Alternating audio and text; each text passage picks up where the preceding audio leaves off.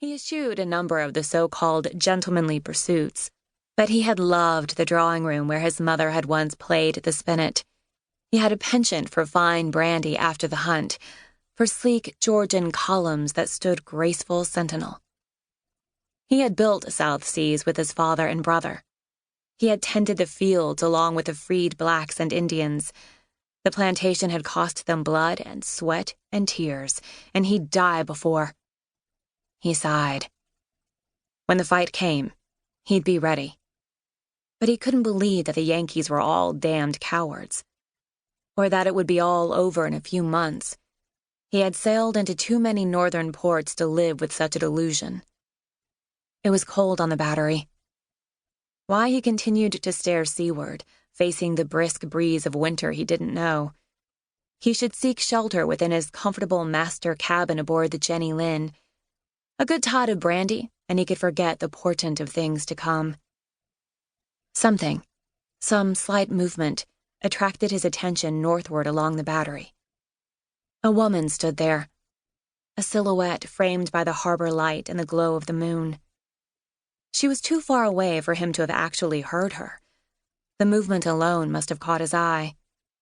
She stood perfectly still now, her attention focused on Fort Moultrie, a Union outpost.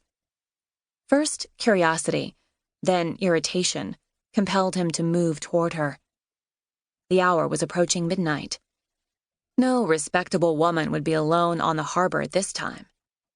Yet as he closed the distance between them in a long-legged stride, he discovered to his surprise that she could be no common harlot. Her clothing was far too rich. Beneath a mantle of deep black velvet, she wore a silk receiving dress in shimmering silver pearl. The belle of her skirt informed him that her crinoline was of the latest fashion, as was the waterfall effect of her honey-blonde hair. She was a lady of consequence, and yet she was alone in the darkness when even some good men were so filled with bourbon that they were potential rapists and thieves. He came to an abrupt halt within feet of where she stood, and she remained still, shivering against the cold. Brent uttered a curse of exasperation beneath his breath. He was not taken in by the lures of the female sex.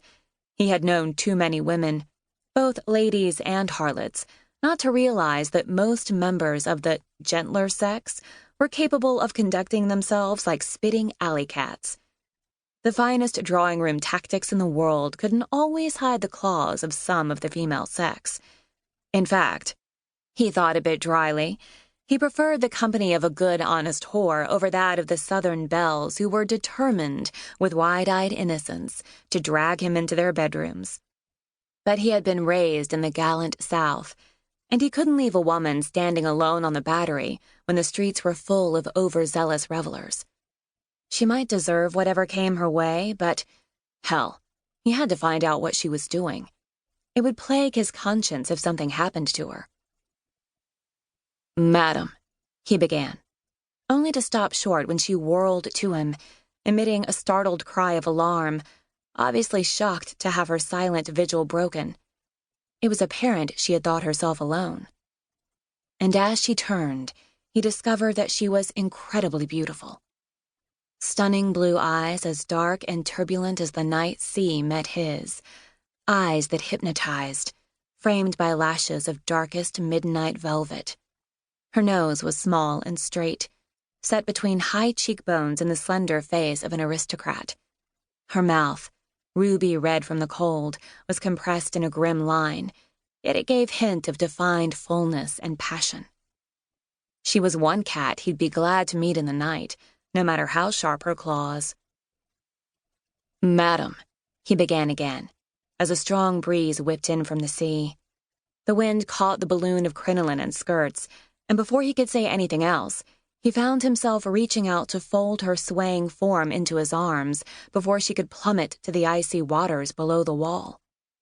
She was very light and very, very cold in his arms. As he held her, he heard a sound that was part whimper, part sigh. Her face turned parchment white, and her slight body went limp. "Jesus," he murmured, his tone harsh with both concern and irritation. He should have left her alone.